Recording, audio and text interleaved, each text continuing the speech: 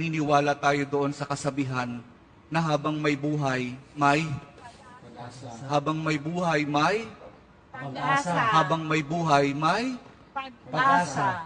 pagsubok. Dahil tayo katiwala ng Diyos, binibigyan din niya tayo ng iba't ibang klase ng pagsubok.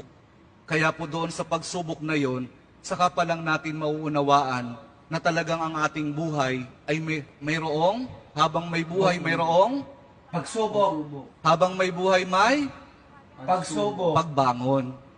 Huwag niyong hayaan na kapag meron kayong pinagdaraan ng pagsubok, ay hindi kayo babangon. Kailangan meron tayong pagsumikap na pagtsatsagaan natin yung ating mga pagsubok na pinagdaraanan. At kapag merong pagsubok at merong pagbangon, saka pa lang natin mauunawaan na talagang ang ating buhay, na habang may buhay, may Pagbangon. habang may buhay, may Pagbangon. pag-ibig. Ang pag-ibig na nagmumula kay Jesus lamang sa ating mahal na pong Jesus Nazareno.